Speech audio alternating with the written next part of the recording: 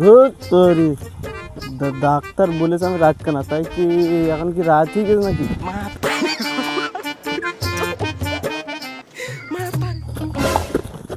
এই যে সে হোসট খাওয়ার জায়গা যে, তাহলে যে শ্বশুর বাড়ি এসছি যে সামনে 10 পায়ে গলিপার আর সামনে গিয়ে ডাইনি দুপার বামে গলিপার যে শ্বশুর বাড়ি যায় তাড়াতাড়ি যাই।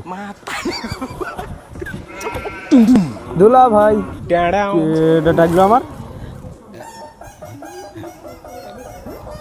আমি হলো ভূত টুত ভয় ভাই না বলো, ভূত টুত বলো ডরাই না বলো, আমি কেডা তুই সামনে আয়।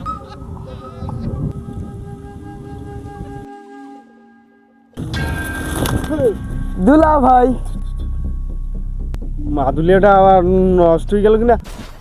দুলাই তুমি না সেদিনকে গতকাল আমাদের বাড়ি থেকে বাড়িতে গেলে আবার আইসাও, তা সাথে আপা কই? তা সেটা নেই থাক, তা হাতে তোমার মিষ্টি কই? মাদুলিটা আবার নষ্ট হয়ে গেল কিনা? আমার শ্বশুর বাড়ি আসতে ভাল লাগে খুব, তা কী করবো বল? তোর আপা আসেনি তা কী হয়েছে? আমি তো আইছি। তোর আপার মনে কর যে শরীর খারাপ বুঝলি, তোর আপার খাবার না আমি খাবার নেই, ওটা কোনো চিন্তা করিস নি। আর মিষ্টির কথা কি বলবো, ও এই যে কলা গাছ দেখতে পাচ্ছিস, কলা গাছের আমি একটু পেশাব ফিরতে বললাম, আর সে কারা দেখি এই যে পিছনতে মিষ্টি নিয়ে হাঁটাতে। সে তো আমি জানি, তুমি কোনো তারিখ মিষ্টি নিয়ে আসো না, কেডা মিষ্টি নিয়ে যায় সেটা আমি জানি। তা দুলা ভাই তুমি এ জুতো আবার কোন যাই পেলে?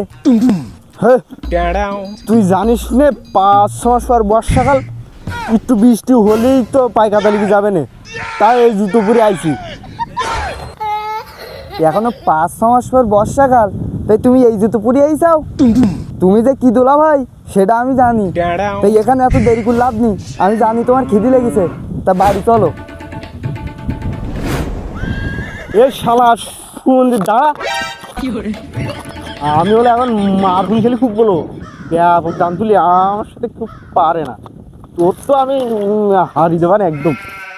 আমি যে কিরম মার্বেল খেলতে পারো সেটা আমি জানি ভালো ভাই, খালি ফেলি যে গুটিটা বাদ দেয় সেই গুটিটা গিয়ে তুমি দান তোলো, তোমার আমি চিনলে 1-2 বার না মিস্টেক হয়, তাই কি আমি ভালো দান তুলতে পারি। আর ডাক্তার আমার রাত কেন বলিস, তাই কি আমি দিনের বেলা সবে সুস্থ দেখতে পারি, আমার আবার রাত কেনা রোগ হয়ে যায় নাই, তাহলে তো আব্বারকে বলতাই। আব্বা আসসালামু আলাইকুম। ওয়ালাইকুম আসসালাম। আব্বা আমি এসে কি চলো? কি জামাইয়ে এ গতকালকে আমার বাড়িতে গেল, আবার আজকে এইছে, মাসে কমপক্ষে 5 বার আসছে। মনে করিলাম বোকা শোকা জামাই দিয়ে বিয়ে দিলি একটু চিন্তা মুক্ত থাকতে হবে, এই জামাইয়ের জন্য যে আমি দিল্লি পুরি মারলাম, একটা বিক্রি খাবো। আব্বা বাড়ির দিকে সবাই ভালো আসতো? আম্মা এটা ভালো আছে?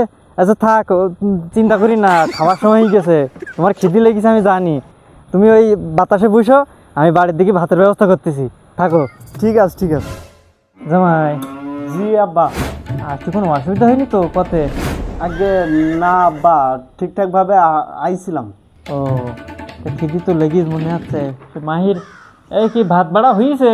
আব্বা ভাত বাড়া হয়ে গেছে হয়ে গেছে, আমি আসতেছি। তাড়াতাড়ি তাড়াতাড়ি। আচ্ছা আচ্ছা ঠিক আছে, কোনো সমস্যা নেই।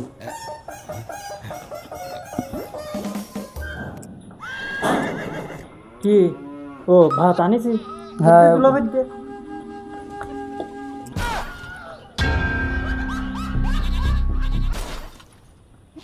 কিরে তরকারি আনিছি, তরকারি নিয়ে যা। আব্বা তরকারি আনিছি, ওই শাকের তরকারিটা আনিছি। আব্বা তোমার তো রাত কানা রোগ হয়েছে, মাহির যে বললো, তা তুমি চিন্তা করি না, এই জন্য শাকের তরকারি দিয়ে আগে শুরু করলাম, কিছু মনে করি না, আগে শাকের তরকারি দিয়ে খাইতে থাকো, তারপরে আস্তে আস্তে তরকারি নিয়ে মানে। আর যেহেতু ভিটামিন এ দরকার, শাকসবজি খালি বেশি উপকার হবে। আবার ঠিক আছে, শাকটা খেয়েছে কোনো সমস্যা নেই, শাক আমার ভাল লাগে, আর পরে যেহেতু অন্য তরকারি আনবেন তা কোনো সমস্যা নেই, আগে শাক দেন। খাইতে হতে হবে শাকের তরকারি, আবার এক চামচ দিলাম কিন্তু। ঠিক আছে কোনো সমস্যা নেই।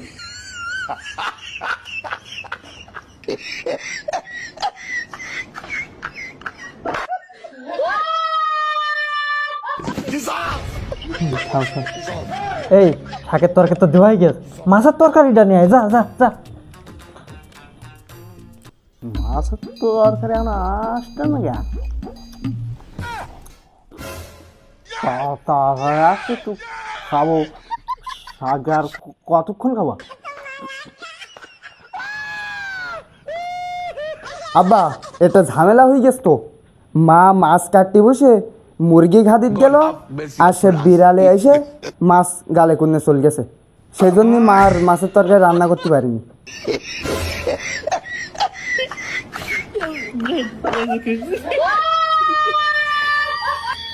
ও শিট, জামাই এই দেখো একটা দুর্ঘটনা ঘটে গেছে। সে মাছ নাকি বিড়ালে নিয়ে গেছে, সে তরকারিটা রাঁধতে পারেনি। তা তুমি একটা কাজ করো জামাই, এই ওই মাছের তরকারির বদলে এই আরেক চামচ শাক নাও।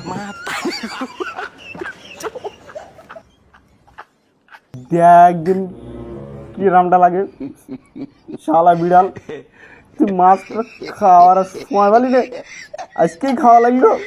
এখন এই শাক খাই দেবে আমার।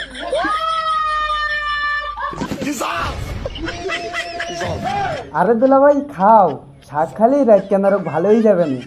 এই তুই থাম, কত কথা বাদ দে। আরে মাছের তরকারি দিতে পারিনি তাই কি, এখনো তো সে দেশি মুরগির তরকারি তো আছে, দেশি মুরগির তরকারিটা নিয়ে আয়, যা। দেশুর গান দিছে ভালো কাজ। আব্বা আর একটা সমস্যা হয়ে গেছে তো, সে মা মুরগি তাড়ে তাড়ায় সে মা মুরগি আর ধরতে পারিনি। সে সবদুলির বাড়ি গিয়ে উঠেছে, সে মুরগি আর ধরাও গেল না, মা রান্নাও করতে পারলো না। ও শিট, জামাই কিরকমটা লাগে। দেশি মুরগি তো এই জন্যই মনে হয় তোমার শাশুড়ি তলায় ধরতে পারলো না। তুমি অনেক টেনশন করি না, ওরে শাক তো আছে, আর শাক খালি ক্ষতি হয় না, রাত কেনা রোগ ভালোই যাবে না। তা তুমি ওই দেশি মুরগির বদলে আর এক চামচ শাক নিও, এই যে নেও বাপ, খাও, আমি চেয়ারে বললাম। কিরকমটা লাগে, এই সকালবেলা তো শাক দিয়ে ভাত খেয়ে যাচ্ছি, মাছের বদলে শাক, ওই মুরগির বদলেই শাক, শুধু শাক। ও ভালো কথা। এই তোর মা তো গরুর গোশ রান্না করতে বলিলাম, তাহলে আর চিন্তা কি, গরুর গোশের তরকারিটা নিয়ে আয়। বাবা তুমি চিন্তা করি না, গরুর গোশ আছে। গোস চাল তো আর দুগাল বেশি ভাত খাওয়া যায়।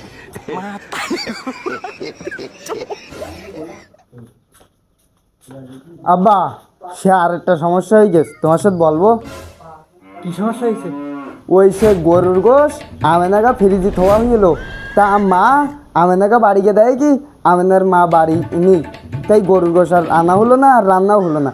তা তুমি একটা কাজ করো, ওই দুলাভাইয়ের আর একটু শাক দাও। এই সকাল রাখতে সকাল রাখতে শুধু শাক শাক আর শাক।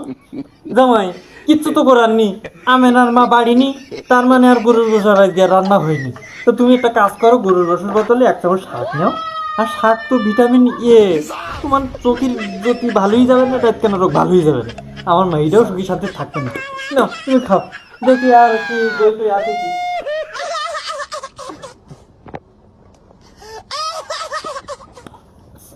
এই সকালবেলাতে মাছের বদলে শাক, মুরগির বদলে শাক, আর এখন আর গরুর বস্তার বদলে শাক দিয়ে রাখতে কি কম হয়? জামাই তা এই তুই গরুর গোষ্ঠ দিতে পারলি নে, তাই এরপরে যে দই আছে না, দইটা নিয়ে আয়, যা। দই আর একটু না, সে আমি বুঝতে পারি, ওই দইয়ের বদলে শাক দেবেন, তাতে আমি শাক নিচ্ছি।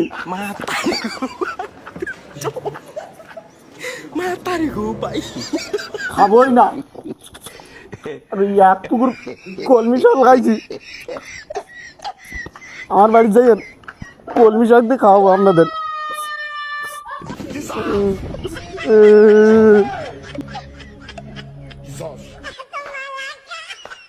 যাক, আপরটা বিদায় হয়েছে। হ্যাঁ, মাসে কমপক্ষে 4 থেকে 5 বার আসবে।